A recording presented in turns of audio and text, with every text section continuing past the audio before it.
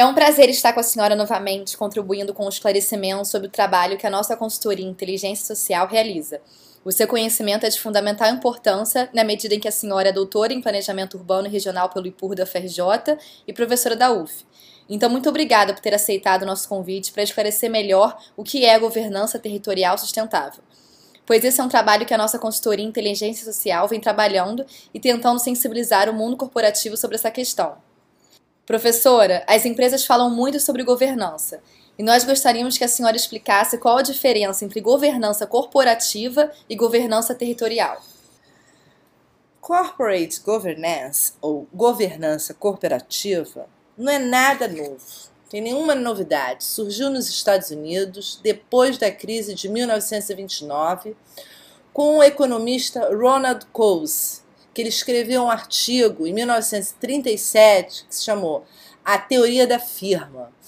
E nesse artigo ele descreveu protocolos que serviam para minimizar conflitos de interesse entre o principal e o agente, ou seja, os acionistas e os gestores.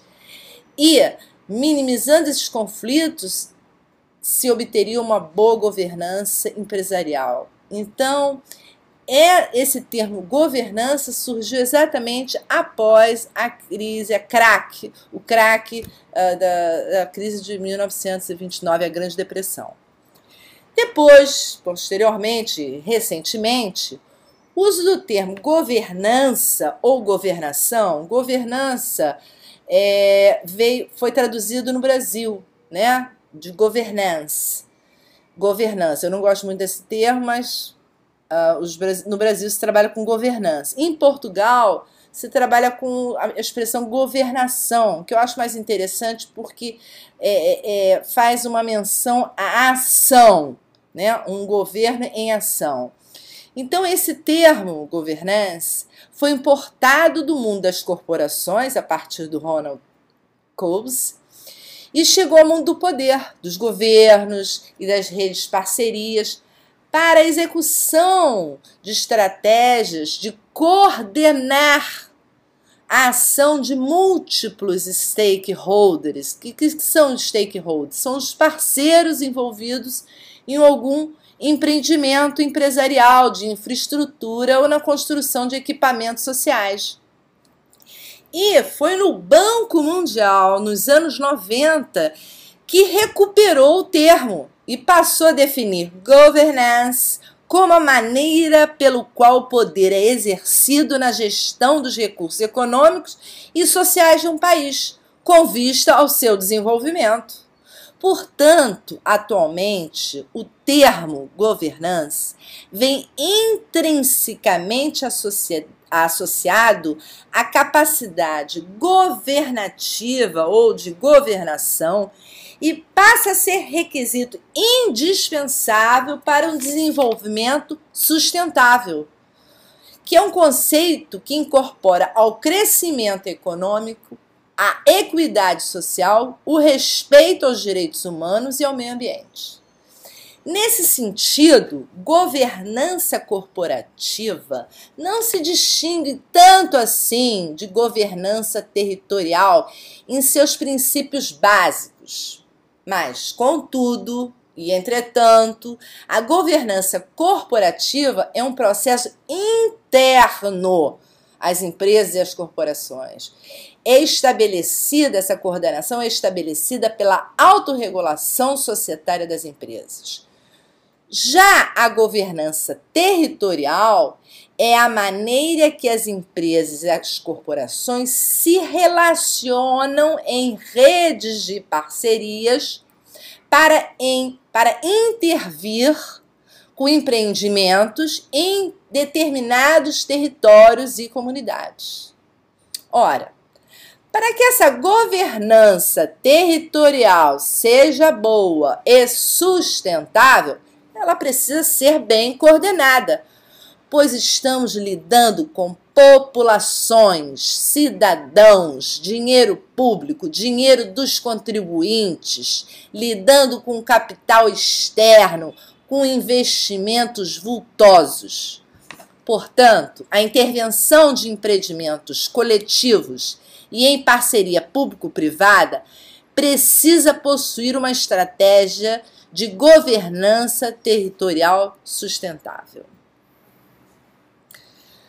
E a governança territorial sustentável, ela prevê 7 características, um número bem cabalístico e da sorte. 7. Diálogo social, licença social para operar, transparência, consenso, igualdade e inclusão, efetividade e eficiência e suporte à auditoria fiscalizadora. O que é isso? Cada um desses. Bom, diálogo social. Diálogo social não tem nada de complicado. Todo mundo conhece. Só para lembrar o nosso saudoso Chacrinha. Quem não se comunica se estrumbica. Então, comunicar é tornar comum. 2. Licença social para operar. O que é? É a política da boa vizinhança entre as empresas, os governos e as pessoas das comunidades onde ocorrerá o empreendimento. É pedir licença em respeito com as pessoas em primeiro lugar. É uma questão de educação do mundo corporativo, acreditando que os empresários tenham um nível educacional muito melhor que a maioria para pedir licença.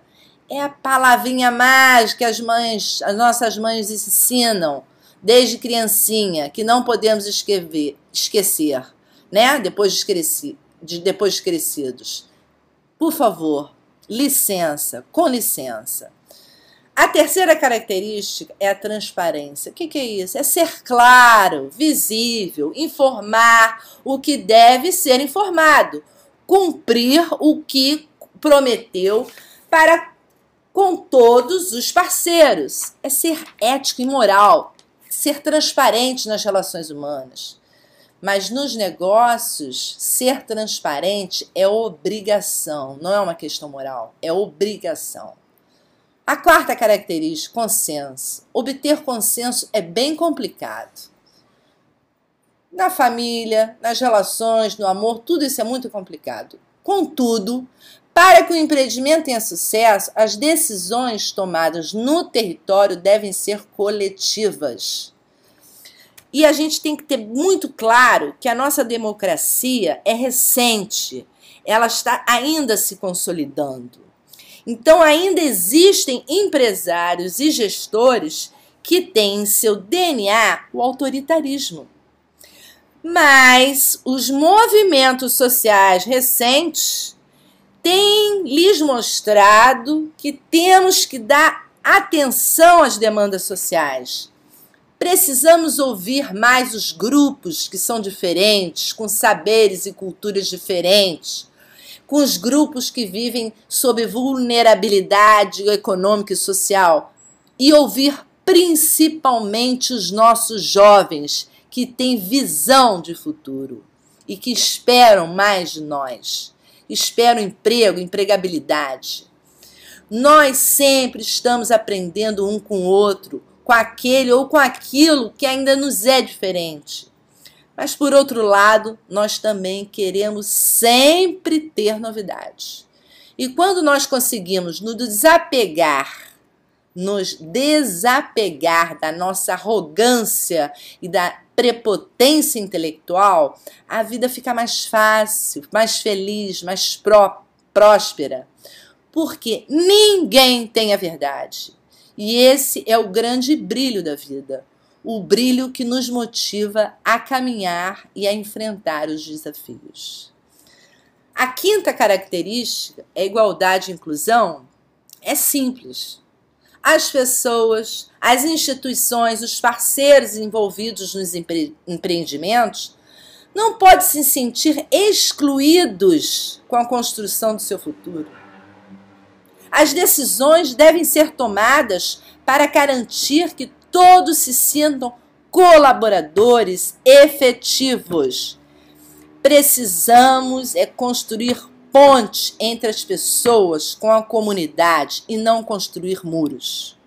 A sexta característica, efetividade e eficiência. Também é óbvio e ululante. todo empreendimento tem que acontecer, tem que dar lucros, tem que funcionar e funcionar bem, de maneira eficiente, eficaz. E a sétima característica, e a última, é a governança territorial sustentável, dar suporte à auditoria fiscalizadora. Bom, essa característica talvez seja mais difícil para nós brasileiros, para a nossa cultura. Ainda estamos construindo dispositivos institucionais para fiscalizarmos. Isso é muito novo. Começou nos anos 90, com a reforma do Estado. Estamos aprendendo a colaborar na prestação de contas e a sociedade civil tem exigido isso constantemente. Então, uma governança territorial, para ser sustentável, ela deve estar orientada para atender a todas as demandas das instituições reguladoras e dos auditores. Assim, facilita o acesso à informação e dá velocidade à fiscalização dos processos, com o objetivo, assim, de organizar as necessidades do mercado e as demandas da sociedade. Temos que ser rápido e eficientes. Hoje, mais do que nunca, o Brasil está aclamando por transparência e prestação de contas.